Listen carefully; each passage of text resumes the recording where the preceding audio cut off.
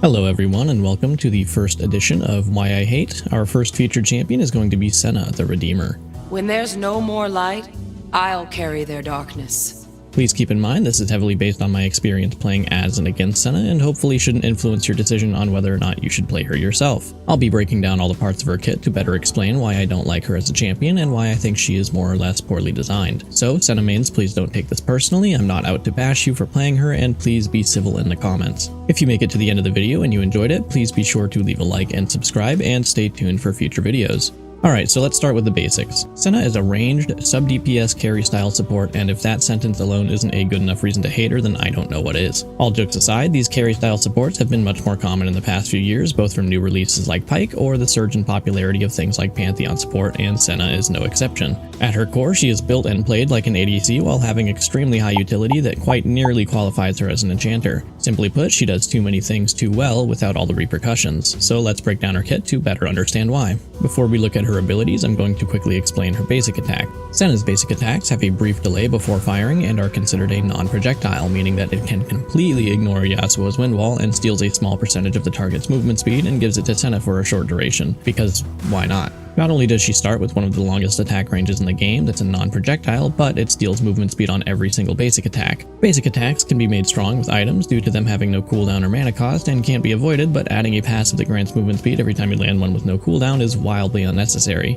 A huge factor that plays into what makes her basic attack so strong is her passive, Absolution. To put it really simply, it's Thresh's passive, but like 20 times better. Much like Thresh, when minions, monsters, and champions die near her, they drop a Wraith that she can then pick up using her basic attack, Q, or her ult to gain 8 gold and a stack of mist. On top of that, her abilities and basic attacks apply mist to enemy champions that can then be consumed using those same methods, granting her stacks while also doing bonus damage based on the target's current health. Each stack of mist grants Senna 0.75 bonus attack damage, and for every 20 stacks, she gets 20 bonus attack range and 10% crit chance. Once her critical strike chance is capped out, she then converts 35% of any excess crit chance into lifesteal, because why the hell not? Keep in mind that everything I just mentioned comes from her passive alone. That includes infinitely scaling damage, lifesteal, and attack range despite starting with one of the longest in the game. On top of that, she gets free gold and stacks for doing as little as cleaning up after minion waves or poking the enemy laner with little to no cooldown and doing % health damage at the same time.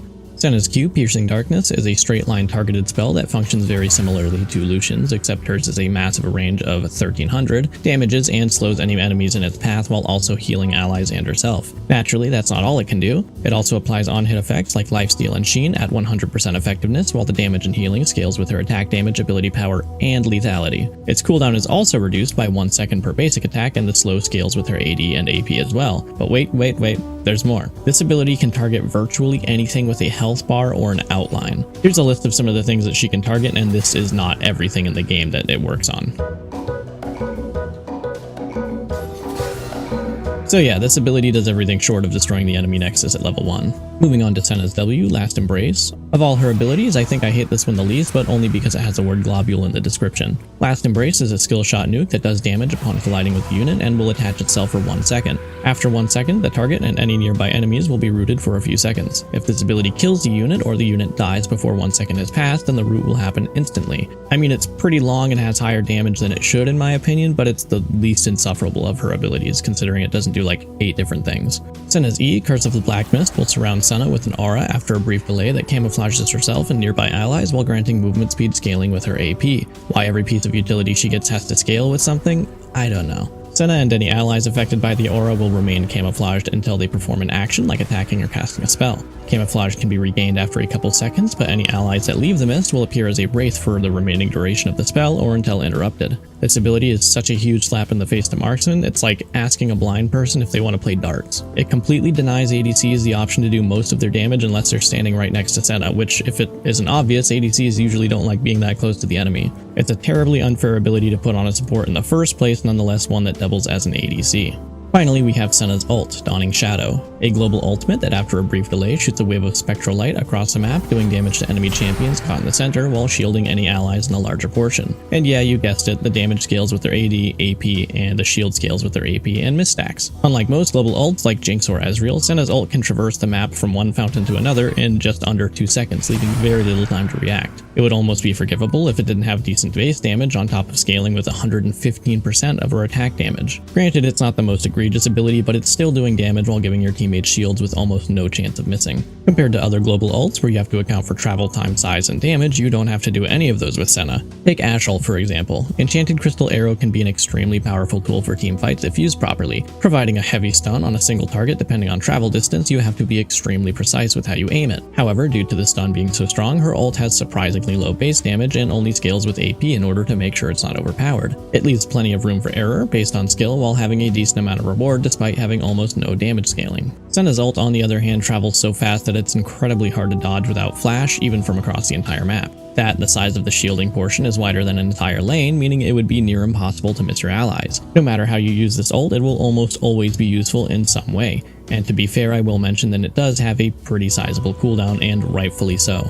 Alright, finally let's talk about her gameplay. At first glance, her basic attacks might seem a little daunting to get used to, but it only takes a mere few minutes to do so. A mechanic that has the potential to elevate her gameplay and skill ceiling ends up becoming entirely trivial. That, combined with her long attack range and the movement speed she gets from her basic attacks, allows her to reposition with ease and harass enemy laners easier. Positioning is one of the most crucial skills to learn when playing marksman, forcing players to fully utilize their kits and attack range with maximum efficiency in order to perform well, where Senna is given tools that are always active at no cost that make positioning significantly easier. This means that unless you're playing one of these champions, then Senna easily outranges you and will get free harass starting at level 1 and will only grow stronger as the game goes on. Long range combined with her passive bonus damage means she has infinite access to no cooldown manaless harass tools that she can't miss, and if that isn't bad enough, she also gets free stats at the same time. Usually around 6 to 8 minutes, she has enough miss stacks to grant her the same attack damage as a longsword at no cost. In fact, she's even gained gold by collecting wraiths. Every moment she spends in lane, she is effectively getting stronger and harder to play against. Most players' first thought would be to play far back to avoid her poke, but since her two primary damage abilities have such long range and are targeted, it's near impossible to do so.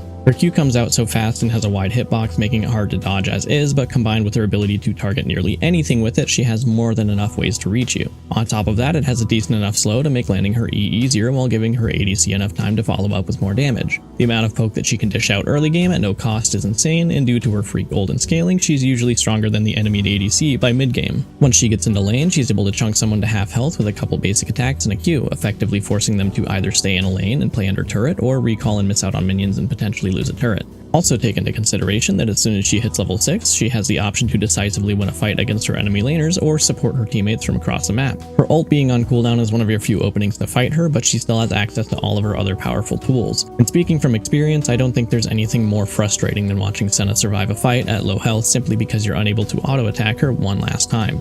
Ah yes, I can hear the Vayne players weeping in the distance.